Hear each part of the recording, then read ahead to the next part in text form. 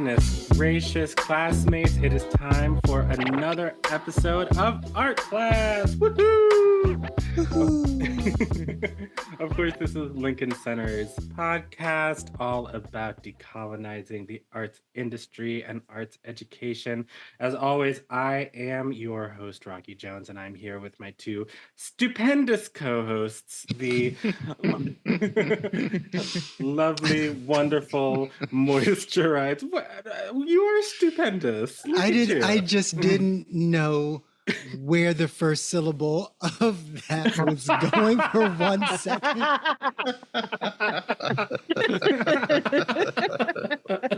It's like, is he really about to? And then you didn't. So. Y'all, these next two folks are stupid.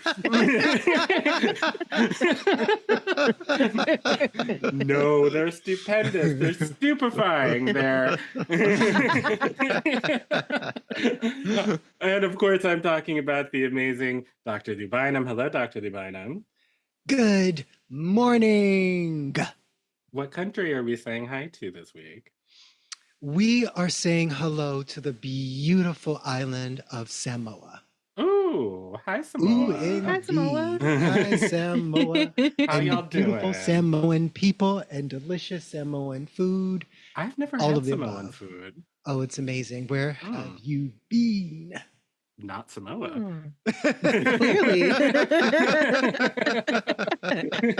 And of course, that other voice you hear is the lovely, the talented, the always dressed to impress and moisturized Paige Reynolds. Hello, Paige. Hello. How are you doing?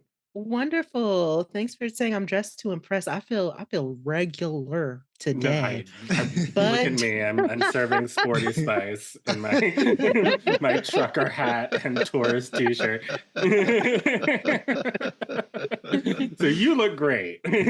Oh, thank you. Because I just threw on an earring. That can really transform it, It's make it look like you true. did something. True. No, and your glasses are very stylish. Yeah. But enough pleasantries. We don't have time for this. We have very important news. My God, everyone, sound the alarm, ring the alarm. If you are in New York tomorrow night, that is Wednesday, April 10th, you should come see us because we're going to do a live show. What? Yay! I know. Incredible. I cannot wait. I'm so excited to be back in the Big Apple, taking a big old bite.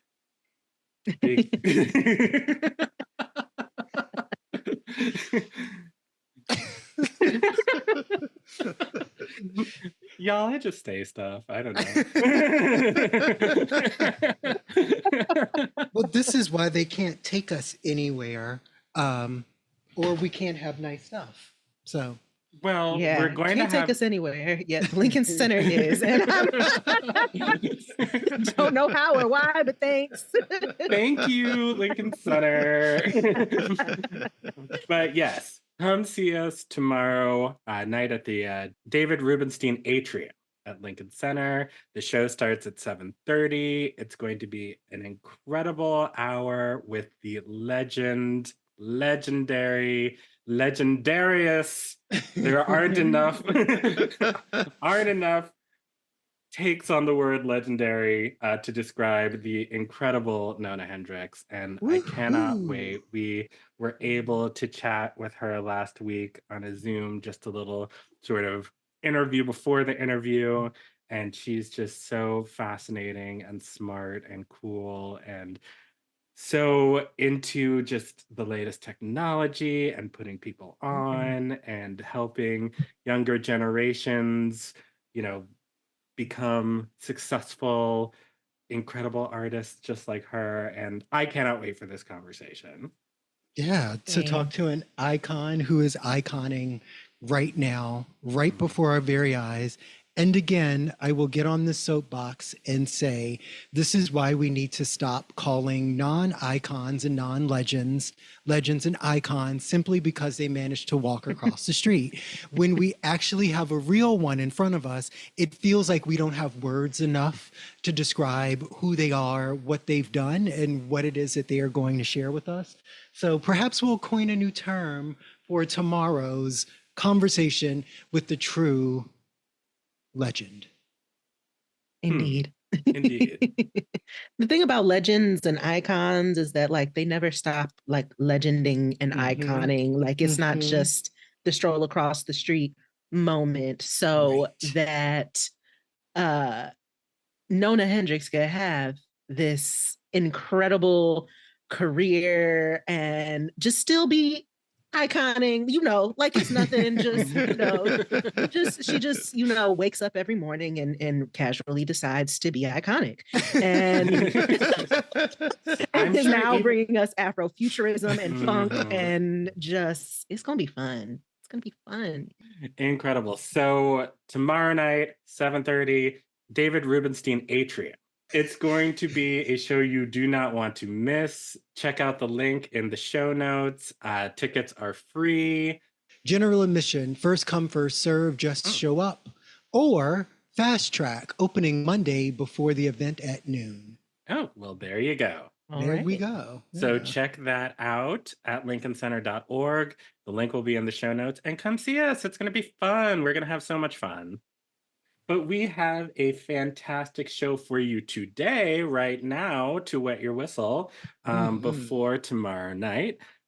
We have first up later on in the show, I should say, we have the second part of the interview with Hannah Mayree of the Black Banjo Reclamation Project, part of Paige's Kinfolk series. Can't wait for part 2. Yay. Part 1 was so fun and cool and interesting, like really, really fascinating. Right? And timely. Hello?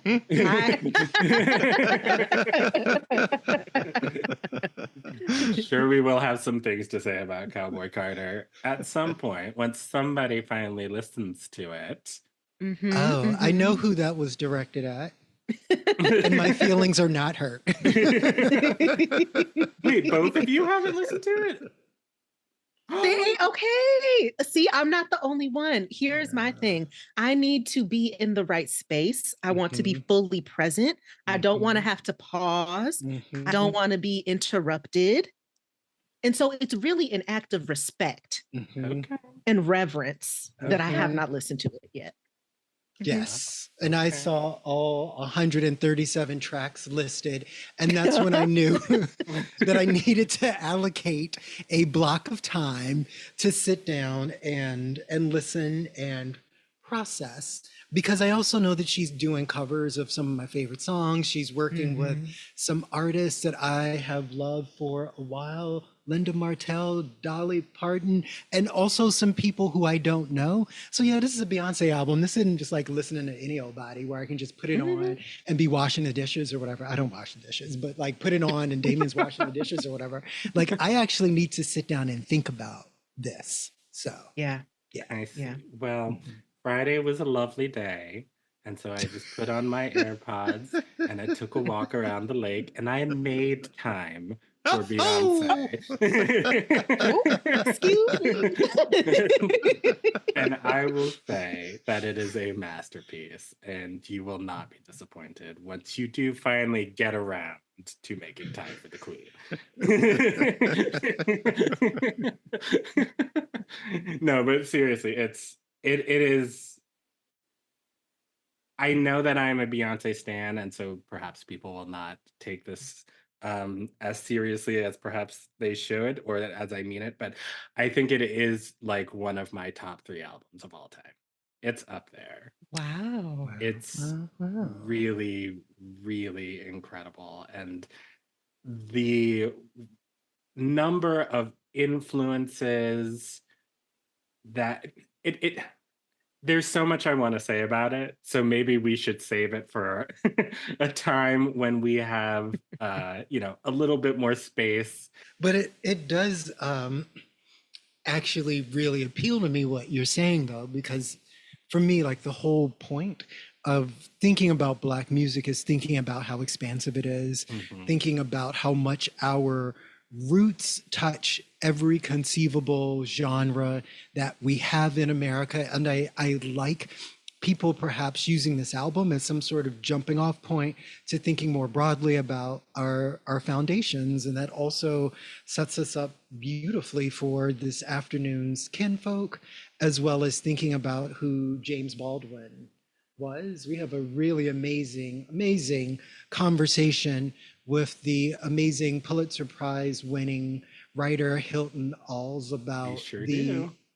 amazing other writer, James Baldwin, two of my all-time favorites in one conversation with the two of you. It's absolutely wonderful. Of course, Hilton worked on the God Made My Face exhibit, really featuring the work of James Baldwin and thinking very broadly about his contributions, not just to literature, but also to film and visual arts. And there's a new book about the exhibit, which came out on March 19th. So make sure you check that out. But we were really thinking a lot about the relationship between James Baldwin and Black sound today. And I'm really happy to be able to share some of that with the folks. Absolutely. And, James Baldwin is just one of my sort of heroes, literary heroes. And yeah, no, he's I remember I must have been, gosh, in my early 20s, so so long ago. And I was working at Olson's Books and Records in Washington, D.C.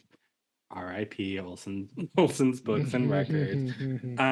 But yeah, I got my hands on a copy of Another Country, and that book really sort of, I mean, it's just the way he was able to construct a sentence so beautifully, so that it was just so artistically just staggering, but also just emotionally staggering, but also like was just so clear and concise. Um, it just it was incredible, and I was just like, oh my God, I want to write like that. I want to sound like that. Like, how did you get such a gift? Where do I go buy this? I mean, what's sitting with me right now is its connection to Beyonce, we were just talking about. I like how Baldwin points out that, context really matters when it comes to music. And I don't know, throughout my life, I've heard all kinds of situations where people try to take music away from its context and, go, it's just art and everyone should be able to enjoy the art and make the art however they want. But no, when we're talking about American music, especially, like, it is all inevitably going to be connected to slavery and the history of Black people being enslaved, being oppressed, the way Baldwin, argues that, slavery never went away, that it just, the look of it just changed, which in many ways I really agree with. And so I think that's part of why Beyonce's Cowboy Carter is so refreshing to people and like deeply resonant, because it's like, here's someone performing country music and other kinds of genres that are usually not associated with Black people in the mainstream, and putting some of that context back to it. It sounds different coming out of a Black woman's mouth. It just does, and Baldwin talks about that. So feels very relevant to the moment that Beyonce is creating in music right now. Absolutely. And he also wrote a lot about how Black music functions on two levels, right? The sort of level of text and then the level of subtext, and thinking a lot about the ways that Black artists often interpret things, kind of anything, on both levels. And one of the reasons that Black art is so appealing, but also maybe so hard to get right when wrested from its context, has to do with those multiple interpretive layers.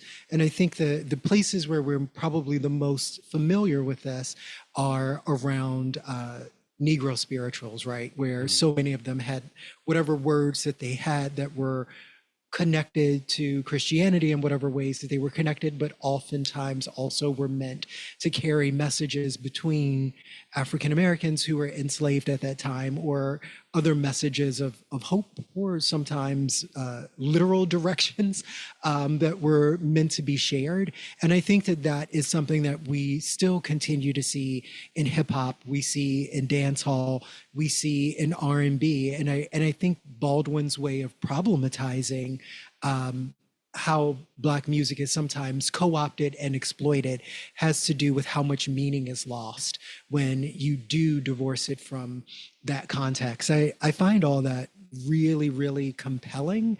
And I don't think it's just true of Black music, right? Like I think if you pick up Toni Morrison, or if you pick up August Wilson or Lynn Nottage or Octavia Butler, I think you will also experience that level of communication, and then a deeper set of meanings that sometimes I think are meant specifically for the Black audience as well. And these are things that I talked about a lot when I used to teach Baldwin. I did not actually teach him. He died in 1987.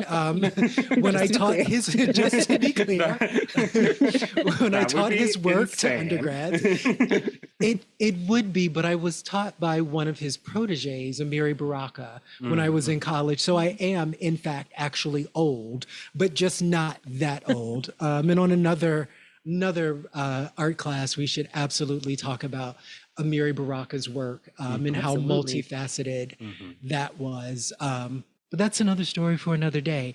But really, really excited to bring this in and to announce that this summer we're going to be doing some work around James Baldwin's centennial. So please stay tuned for that. We hope all of you will join us for that, not just on this podcast, but in person. So stay tuned for an announcement soon. Yes, stay tuned for that. And stay tuned for this wonderful conversation that we just had with Hilton Als. And we will be right back after this.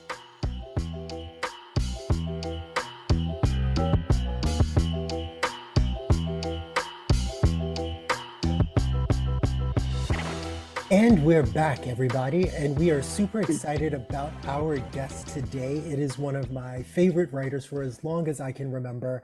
We are so lucky to have him with us today. Thank you so much for being with us today, Hilton Als. Oh, my pleasure. Hilton Als is an award-winning journalist, critic, and curator. He has been a staff writer at The New Yorker since 1994. Als also was a staff writer for The Village Voice and an editor-at-large at Vibe.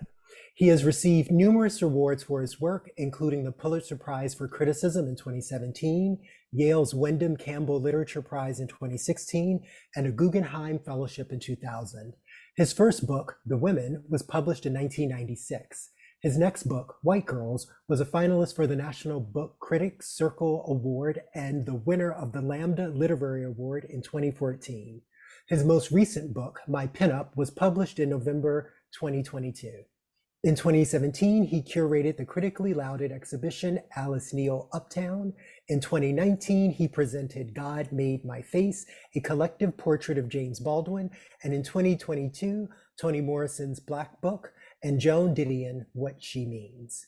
He is currently a teaching professor at the University of California, Berkeley, and has also taught at Columbia, Princeton, Yale, and Wesleyan universities. Thank you again for being with us. Not at all. It's an honor. So I expect that most listening to our show will have a great context for James Baldwin, but it would be really, really wonderful to hear your thoughts about his significance as well as what led to the exhibit and the subsequent book. Um, well, he had a inevitable and sizable influence on me as a kid. I used to do some work for a friend of his, an older gentleman who was mentoring me at that time, and so the connection between Baldwin's written work and his life were always very tangible to me. He was a living author, always, because of the friendship that he had had with this other gentleman. And I read him, and I think that what he really did was release me from the idea that speaking from the I point of view was egocentric. I Mm. think that, I think, now that you've asked me this very good question, I think he made me less ashamed of what a lot of um, Black people feel, which is shame about speaking, putting the I forward. Mhm. Mm-hmm. And Mm-hmm. it never occurred to me until just this minute when we were speaking that he released me from thinking that it was a kind of cage of egocentrism, that only white authors were allowed to speak in this way, to reveal family secrets, to to have a narrative of the South. And I think I'm so grateful to be on this program because I wouldn't have thought of that without speaking to you. But I think that what that allowed me to do was to understand that putting myself forward was part of the story that I was meant to tell. So his significance now, I think, is to release us collectively from the burden of verbal subjugation, that Mm. we're not worthy of talking about the I. And I think that he released us from that. I don't like to speak about him generally at all. I think that we do that too much with him, his life and his work. I think we should honor the work by reading it, but I would say that the example of Baldwin gave me that freedom to say I, that it was not a terrible, selfish act. That your I was part of your story and worthy of telling. Mm-hmm. I have a follow-up to that. I agree that we talk about him very generally, Yeah. often. And I think our culture is often obsessed with making celebrity and leaders and heroes, and often from taking the snappiest sound bites and kind of flattening the rest. Mhm. Um, and I wonder if you can speak to ways that we're representing Baldwin in this moment, especially in the mainstream, that might actually be untrue to his values or how he lived his life, or that is just flattening him as a person. Right. I think that a big thing to consider is his own relationship to his body and to his, Mm.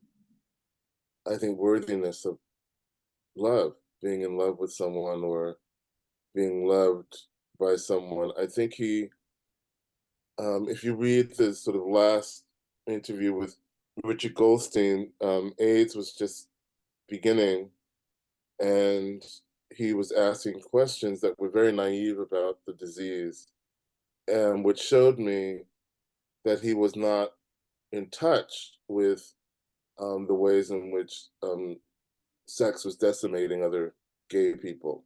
Mm. That he was in far away in France, and he was by then becoming ill. So I think it was, when I read that interview, it was an indication to me that he hadn't been connected to someone in a long time, if ever, really, because the his relationship to Lucien Happersberger, his first boyfriend in Paris, was fraught. Lucien preferred women. A lot of the guys preferred women, and I think that if you go to Giovanni's room, one of the things that is so astonishing in it really is the way in which he talks about masculinity and the question of masculinity and whether or not a gay person can be masculine or a bi person can be feminine. I think he was very much of his time in that way that that the homosexual, he equated the homosexual with weakness, which would mean that he equated himself with a kind of femininity or weakness that was kind of verging on misogyny. So I think he wasn't really good in that department. I don't think he was good in his relationship to how to write about women at all, except for the first novel, Go Tell It on the Mountain, which has full portraits of the women who raised him. I think that what we can learn as, certainly as gay people, is how much more freedom we have now to express what we're interested in, and it's not in a heteronormative frame. I don't know if that answers your question, but your question prompted that response. It definitely answered it. Thank you. Yeah, one thing that I've been thinking about a lot, I first discovered James Baldwin sort of in my late teens, early 20s. And I'd always grown up fancying myself a writer. I was, an English major and all of these things. And once I finally escaped academia with my life, barely, Good for you. I, Very healthy choice. yes, I thought I was so. encouraged by a very great professor of mine not to become an academic. Yes. Because Yeah. you can't, they don't like that kind of freedom. I love teaching, but I'm not an academic. Yes. Yeah. And I felt so just kind of stifled, and I just sort of had to run away. So I ran back to DC where I'm from, and I started working in a bookstore, and the manager in the bookstore gave me a copy of Another Country and said, I think you'd really like this.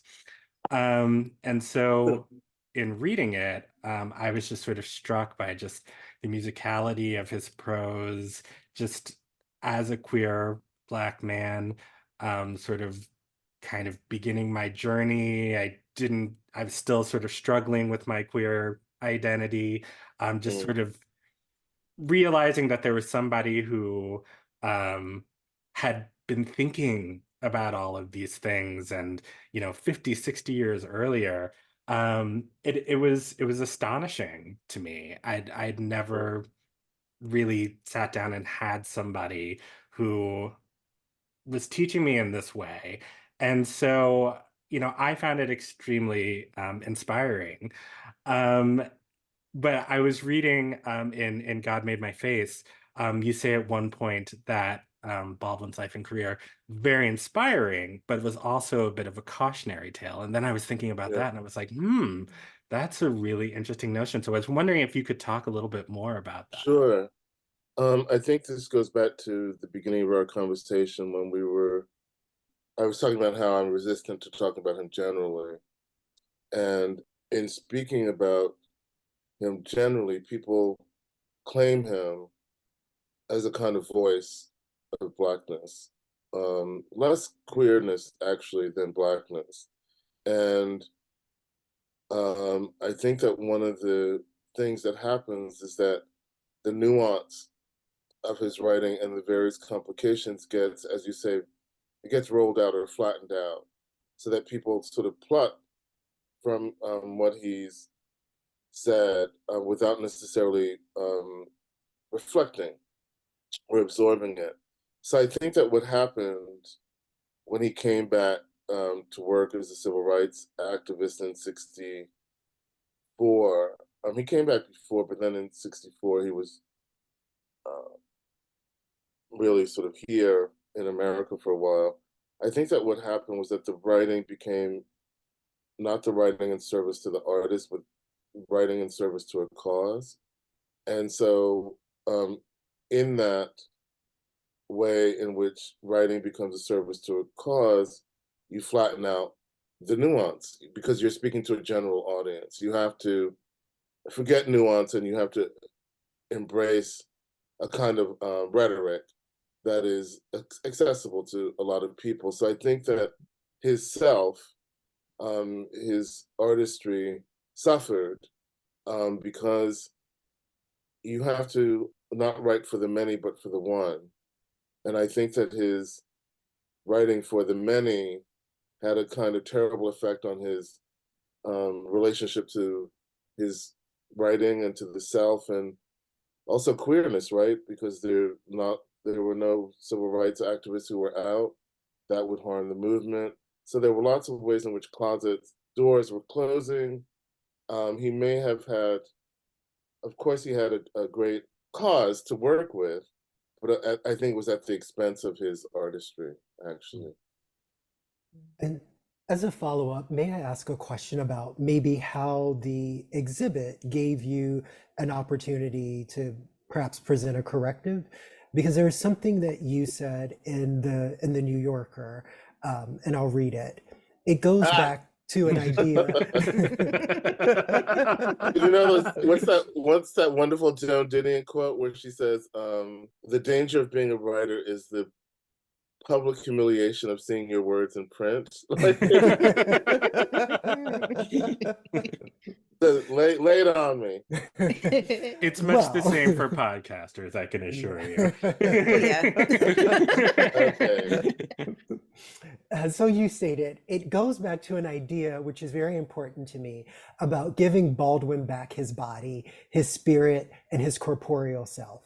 Now we have him singing and we have him filling space too. And I have to say, like, I was gobsmacked by the exhibit, still thinking about it many seasons later. When I was teaching AFAM at Columbia, I would frequently have this takeaway that he had just been like completely decontextualized, or in some instances maybe appropriated by various groups. So seeing the exhibit, I felt like I was learning about Baldwin for the first time, and I felt like I had this, kind of sophisticated relationship to him. So I'm curious to hear a little bit about what it meant for you to be able to place him back in his body.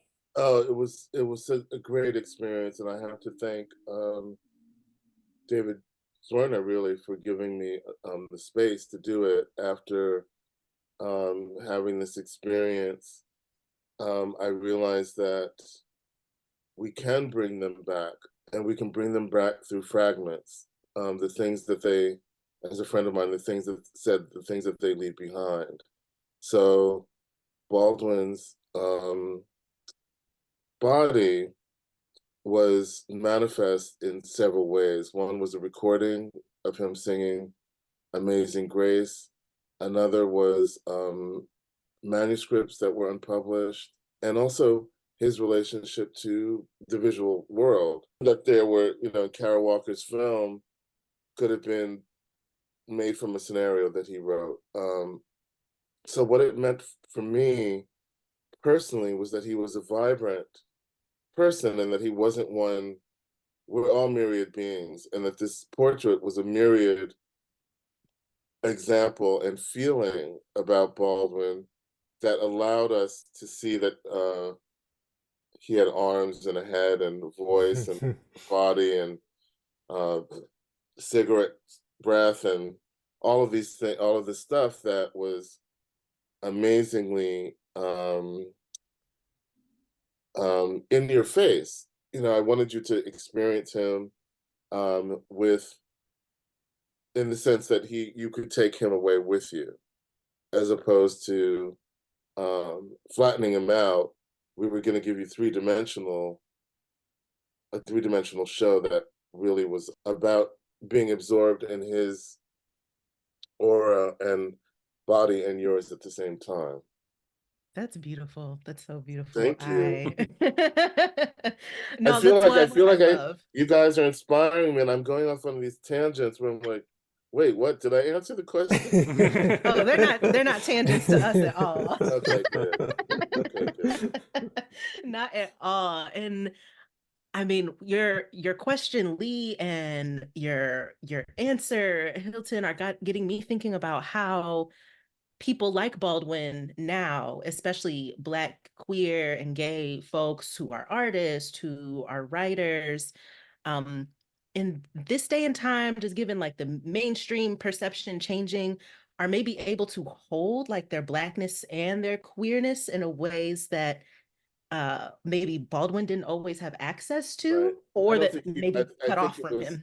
I think to be honest, he was as much a part of his upbringing, his times, as anybody else, and he grew up in that church, the Black church. I have a lot of issues with that. I didn't grow up in the Black church, so I can say it. But you know what I was really happy to hear and see was in the Nikki Giovanni documentary. Have you guys seen it? I cannot wait to see it. I'm Oh, it's so so Paige, excited. it's Oh my so gosh. good. But she has this moment that is so profound, and she's in the Black church with her partner, who's a white woman, and she starts talking about her partner, and she just looks at him and she says, "And if you have a problem with that, that's your problem." And I thought, I started to cry, but I think that he wasn't able to lead on some level. I think when I was in Sao Paulo de Vence, this woman who had been involved with his brother was telling me that the family had come and put like crosses on the lawn, practically to exercise the queerness in the house, you know, where he lived with men. And I just think that he didn't even get far enough to France, you know, to kind of distance himself from that world. I don't think it was helpful to him in the end. I don't know how much he expelled it in the end, but I love him for having tried, you know? Absolutely. I did grow up in the Black church, and Oh, I you can did. I will also openly say, it could be some of your greatest source of community and your greatest antagonizer Yeah, at the same time. yeah. Yeah. Bless you. I had such a interesting, weird mother that I just didn't have any relationship to that stuff, you know? Yeah. Yeah. Well, shoot, you may have got out lucky. Getting out of being an academic, you know? It was the same thing. I didn't get, I was inspired not to be an academic, so. Well, I know we are getting down to the end of the time that we have with you today, but I really wanted to ask one additional question, which was it's kind of been burning for me for a while, and I feel like I wanted to talk to you for at least 25 years, and now that I have you Oh captive, no, you I can have call to me up ask this question. anytime. You could have called me up anytime. Well, now that I know. So, Yes, you do. but putting Baldwin in our rear view a little bit, um, I'm curious because on this show and our previous show, we've talked a lot about how we feel like there is this commodification of queer Black culture that's been happening for the last couple of years, and it may or may not suggest things about how we are being mainstreamed, appropriated, or any number of other things. And I'm just kind of curious from where you sit. Does it feel like we are in any kind of moment vis-a-vis queer Black culture, or is this just a part of a cycle of appropriation that pops up every couple of years? I think that there's a lot of exciting stuff that um, is happening out there because there's less conflict about speaking, right? So that if we have Baldwin as an example, and as a source of inspiration to speak, I think that there's a lot of interesting stuff that could happen if we free ourselves from ideology. And if we free ourselves from ideology, then we're able to speak narratively, personally, and that's what I'm looking forward to. You know, there are wonderful people who are coming up. I read this book by Carvel Wallace that I liked a lot, and there's I think that there's a lot that I'm excited to look forward to. We have to free ourselves at the moment from an over reliance on correctness, an over reliance on ideological safety, And I think to put nuance and wildness back in conversation and in the art, we'll honor Baldwin much more greatly that way than sort of towing a line.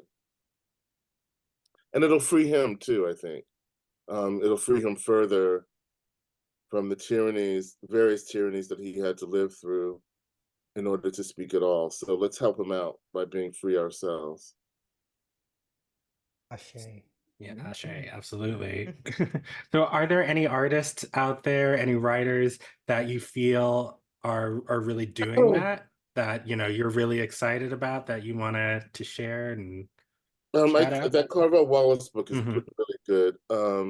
It's funny, I read so many old books because I don't know anything, but I'm gonna start catching up. Oh, I rediscovered Essex Hempel and Marlon Riggs. That have folks really need to go back to reading them. And I think in my classes, I have kids that I know that are coming up to be really interesting writers. Well, that's exciting. It is The exciting. future. Yes. Yes, it is exciting. I feel very fortunate teaching is not really a job, it's a vocation, and I really enjoy helping them get to that place. Well, I just want to thank you so much for Thank giving of you. your time today. Everybody go to hiltonals.com, check that out, follow him on Instagram, all of those fun things. All those links will be in the show notes. And once again, thank you so much for being Thank here you and so for much for sharing having me. your Thank wisdom. you. And thank you, and be good and safe, okay? You too. You You too. too. And we will be right back with the rest of the show, everybody.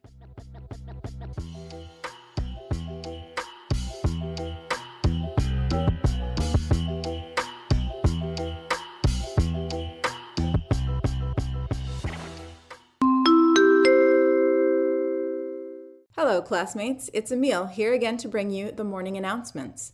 I'm your resident violinist with a passion for arts collaboration, and I'm here to encourage you to go experience live art.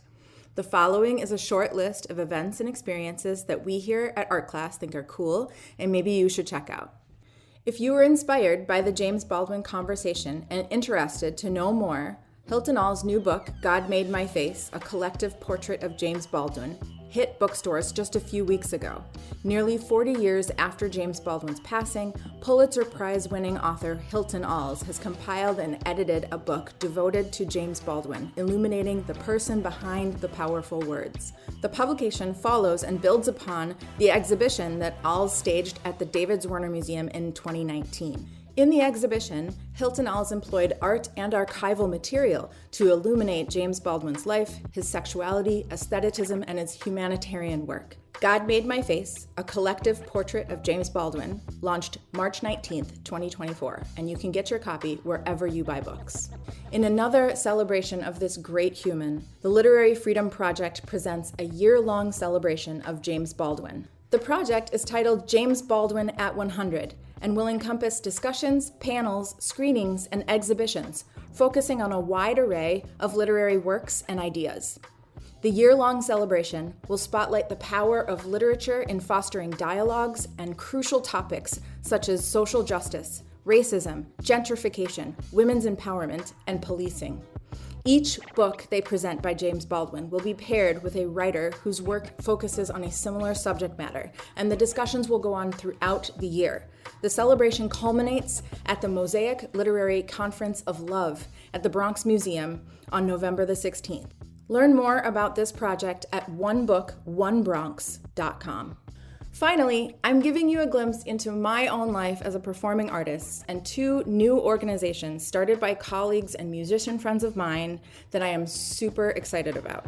The Sugar Hill Salon is one of the first chamber music series and artistic collectives that centers on Black and brown woodwind artistry in classical music.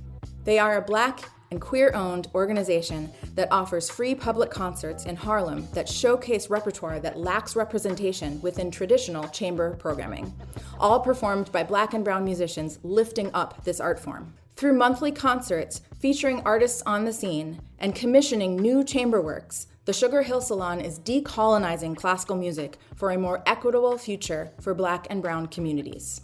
So I gave you one in the States, and now we take this ish international. The Ensemble Obiora.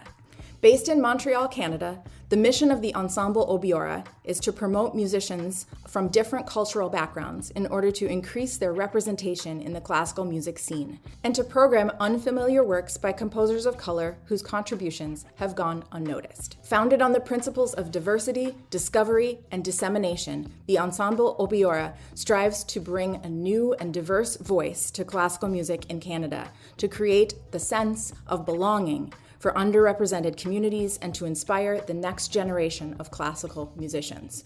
Both of the ensembles I just mentioned have performances coming up in April and May. If you'd like more information on any of the things I've highlighted in the announcements, check out the links in the show notes, and I'll be back next time with more cool live art for you to experience. Bye, friends.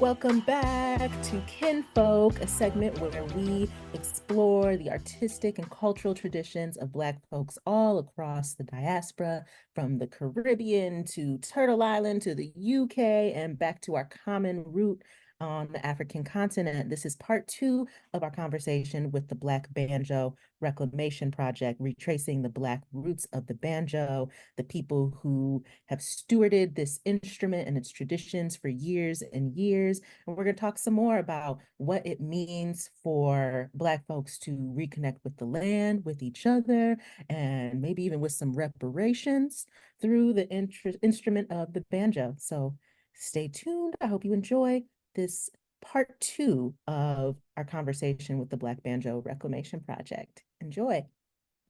We're both birth workers also. Shout out to that. You know, I had to get into like how being an artist and a radical artist at that. I love that you said radical arts administrator too. And how does that like intersect with birth work and even reproductive justice for Black folks? Definitely, this is kind of where like it's been more in my personal work that I've been able to like work in, you know, the field of birth work and birthing people. But it's like all of the things that I've learned through birth work are also things that I'm bringing to my work as an administrator and working with BBRP. I think like it's just interesting going through and being able to find teachers and doing doula trainings. I had actually only attended one birth before I had my baby 8 months ago. And so like, I feel like I learned so much from preparing, you know, to support other people. And then having the experience myself, I feel like definitely hands down has like made me a better birth worker. It made me a better community member because I see how much support is needed when you are going through a huge transformation. And I think that anything that you pick up, anything that you're doing for your healing, and that includes the banjo, like it requires support, and it requires having people in general in your corner who know what you're going through.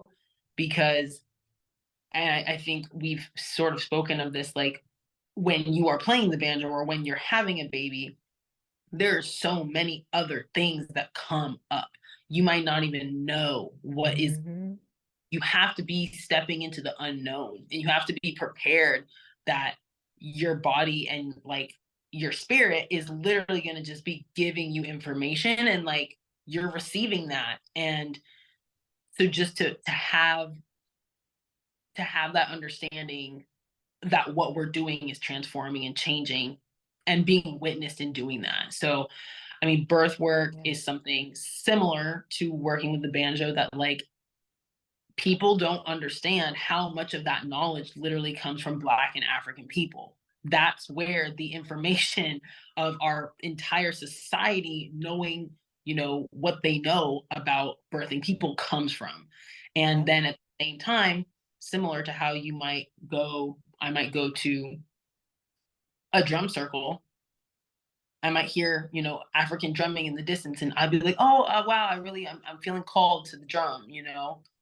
And you go, and it's like, you see one Black person, you know? That's what it's like in birth work too, sometimes. That's Yeah. what it feels like, because it's something that is yours, but now you're being treated as if you're an outsider, and essentially a lot of these birth workers, they absolutely do not include Black people and Black birth and Indigenous birth in their trainings or in any of the things that they're doing, and it's completely erased. So it really is, once again, coming home to what is innate and what is natural and what is healthy for us as people, which is to know about these things. How would the world be different if everybody studied birth and everybody knew what that was like? You know, people knew about breastfeeding, people knew about babies, you know, and life and what it takes to foster that, like, in community. So basically, I think that music and birth go hand in hand, and it's a way to combat some of our fears, to be witnessed. You know, you have to be vulnerable when you give birth. You're in such a vulnerable position, you know, that the more things that we can do that are empowering to us, that is how we're going to feel secure to be able to go through that transformation and bring new life into the world. And that really goes, you know, for the healing that we get with music, is like, you have to dive in, and it's scary. It's scary to learn something new. It's scary to share something that you haven't shared with other people and be vulnerable.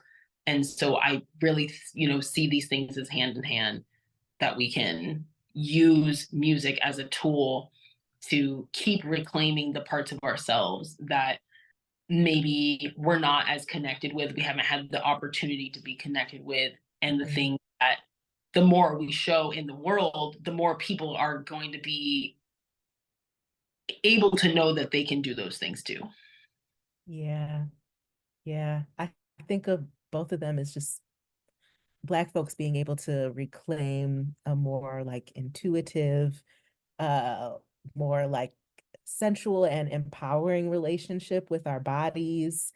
So much of like what it looks like for us to reclaim birth is to reclaim the spiritual part of it. Like, and yeah, we did talk a little bit about the banjo and the things that came up the first time I picked up one that a white person gifted to me. Thank you. And put it back in Black hands. And I was gonna look up a YouTube video or look up lessons. And I was like, no, let me just like sit here and just start plucking. And I don't know, I lost track of time. I felt like I floated somewhere else for a minute. But dealing with birth is often like that too. If you're actually tuning in, and like what medicine that is for Black people to have more moments like that where we can just be really like present within ourselves. Yeah. That is so true. And like it was also just really cool to like have a baby and like play the banjo and like really like respond, like they were responding to it like in the womb. Like it would there's so many like beautiful things that I know are coming just through, like, you know, us having these conversations and recognizing that power. And like that's what I want to share through my work, and, you know, want to advocate with through Black Banjo Reclamation Project for sure. Yeah. What are some of the things that you've heard or transformations you've witnessed just around with people who have been part of Black Banjo Reclamation Project, who have made their own banjo, or who have been connecting with the others who also love the instrument? Yeah. What are you seeing and hearing? Yeah. As far as playing the music, I think it's similar to what you were saying, where it's like when we're willing to kind of take that risk and devote that time to our practice and to ourselves, it like has benefits, and it has a visceral way that people are responding to that, like having your hands on something when maybe you've never plated instrument, you know what I mean? And having the banjo for many people be the first instrument that they've ever had or had access to or had support in, I think that that's huge. Being able to just explore something on your own is really can be really freeing, because it's like we're creating a space for people to not be shut down when they first start something, because it can be scary and it can be vulnerable, and like it's not something that we have to compare ourselves to other people in, because it is a practice that's like ultimately for ourselves that we can choose to share with people. But with building, it's been a similar situation. Like I was not somebody that was like given a lot of access to building things growing up. I think when you're socialized, you know, assigned female at birth person in general, and I think a lot of people who of all genders are have experienced too, just like not having access to learning to work with your hands as a craft and as a form of engineering, as a form of creativity and like creating something in the world that didn't exist before. That was a new experience for me that I was able to have through Black Banjo Reclamation Project. And I think a lot of other people kind of share that, where it's like you definitely connect with, it's a way to connect with ancestors and, you know, familial as well as just ancestors of the craft, you know, to put yourself in that position of like knowing those steps, knowing the parts of the banjo, knowing about the neck, knowing about the body, knowing about the goat skin, like that's all ancestral knowledge. And so going through that process, whether that's over the course of 3 days, like we some of our workshops last about 3 days, some of our workshops will do that in about a week span of time, like full time every day for 7 days or more. And then we also have transitioned that program to be like a youth program that we have done in Chicago a few times, where we do that over the course of like 5 or 6 weeks. That's visceral knowledge that we're gaining. So not only are you like learning the practical things about the banjo, like how it's set up, how to put it together with the strings, the bridge, the tailpiece, you know, the nut, all of these parts come together, and it's actually like pretty simple once you know. um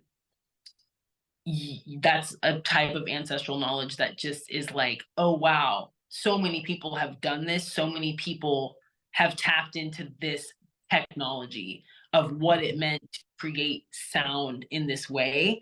I think a lot of people, you know, have also just appreciated the fact that once they made their banjo, they had a banjo to take home with them. Like they were then actually having a banjo that they made that was made out of a gourd, being able to experience what it's like to have a piece of wood that you cut out yourself and that you are like sanding down and like making into a neck that you're going to hold. You know, some banjos, like I have a banjo that was like gifted to me through Black Banjo Reclamation Project at one point several years ago when I was asking for a fretless banjo. This is like 100-year-old banjo. Like these banjos will literally us. Like this wood that we're creating, like the tree that actually provided that, that's literally something that will be here a long time potentially after we are gone. So I think it's really important for people to have that experience. Like some of those people will go on to like do banjo repair or to actually become luthiers, you know, like, and we've also worked with, we had the pleasure of being able to work with one of the only female Black violin makers, luthiers, who was actually at our last workshop. Her name's Amanda Ewing, and she's just an amazing woman who lives in Nashville. And it's just, that has been a huge privilege to like bring this knowledge to people of all different like walks of life and people who are accessing it for different reasons, really, you know, because all of these people who are culture bearers are now able to incorporate the knowledge that they have with banjo into the practices that they already do. So maybe that's dance, maybe that's ceramics, maybe that's teaching, you know, facilitating or building, being a woodworker or a singer. Like that is contributing something to the practice of what you already do. So that's like been really, really amazing to just get to support artists in that way. Yeah. I wonder, we're going towards the end of this interview. Before we go, how can people keep supporting you and your art, keep supporting Black Banjo Reclamation Project? Let us know where to find you, and yeah, how people can stay up to speed about what you have going on. Definitely. Yeah, thank you so much for that plug. Yeah, for myself, my name is Hannah Mayree. You can find all of my music under that name, Spotify, YouTube, different things like that, Instagram. And for Black Banjo Reclamation Project, like, our website should be, the central site, as well as Instagram. You should be able to find information from there. We're working on setting up a lot of different systems that will make it easier for people to, like, not only make inquiries, but just find what they're looking for in what it is that we do. I'm always down to, like, set up kind of like onboarding calls and, like, talk to people about, like, what it is that they're looking for. And then, like, people like myself and other of my colleagues, we also, like, teach banjo. So, we can help people who are either getting started, or maybe they're more advanced and they want to continue their work with banjo, and they want to do that, like, with Black people. They want to do that in a way where they can continue learning on their own terms. You can reach out to us for that. And we also, this should probably be on our website. Like, you'll eventually be able to find more information on, like, what we're doing with our banjo brokerage program. So, like, distributing banjos, putting banjos in people's hands through, like, a scholarship program that we're creating now. And yeah, there's just a lot more. We typically have online offerings as well as in-person stuff. So look out, be on the lookout. We will have several, like, always we're looking to have as many entry points to get in touch with us as possible, so that people can find what they're looking for and just have the support on that part of the journey that they're in. Wonderful. I am just so excited that you could join us today. I've been following BBRP for a minute, actually, for a few years. And so I am just delighted. And y'all heard all of that. You heard all the ways you can plug in, continue to support the work. Thank you so, so much for being here, Hannah. And class is on break. We will be right back.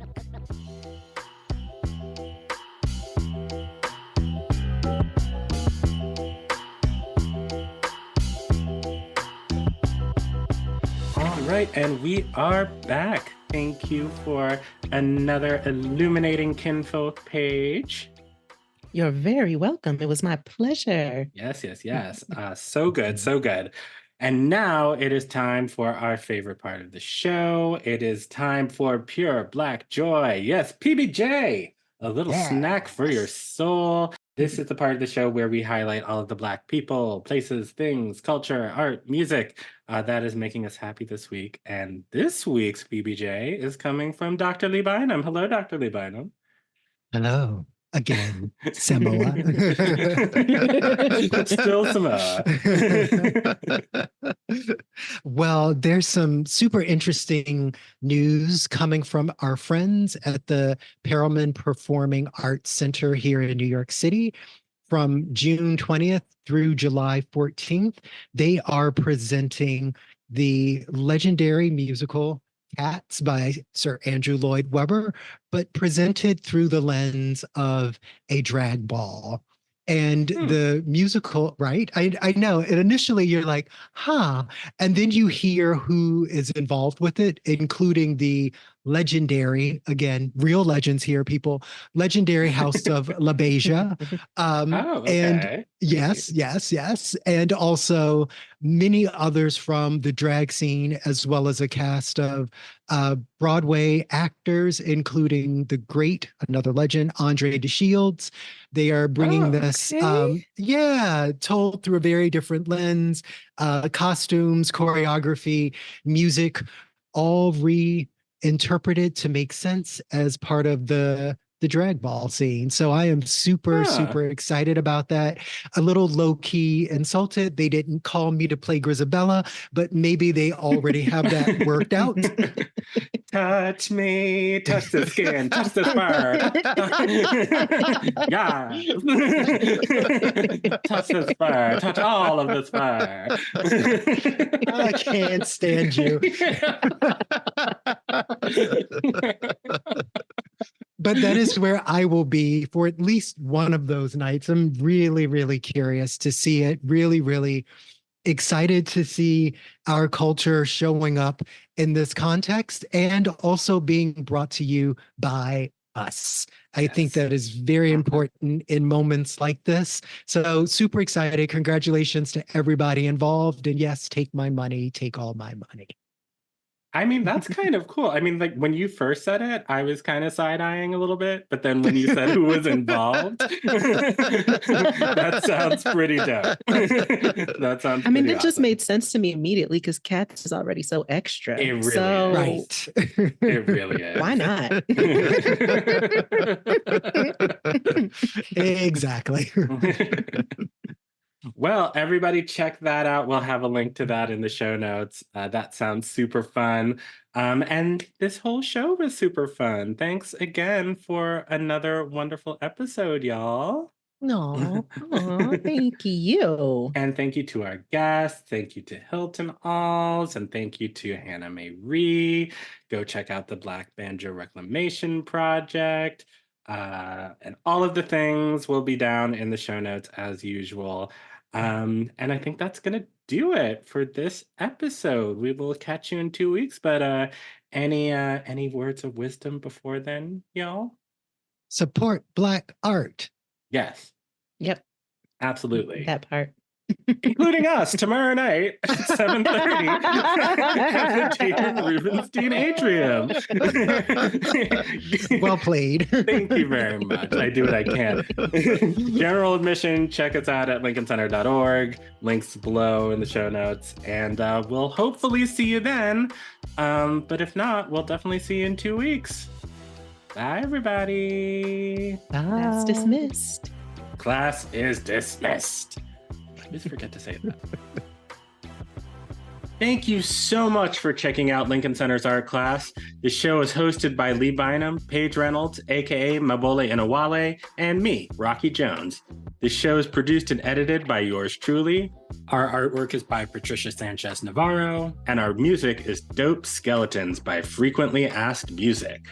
If you enjoyed what you heard, you can really help us out by telling all of your people about the show, subscribing on your podcast platform of choice, and yes, leaving us a positive review wherever you're listening, but especially on Apple Podcasts. It's a small act, but it really helps us out, and we just might read your review on air. If you'd like to learn more about the show, please visit the art class page at lincolncenter.org, follow all of Lincoln Center's various social media profiles, and feel free to reach out to us anytime at artclasspod@gmail.com. We'll see you next time, and until then, class is dismissed.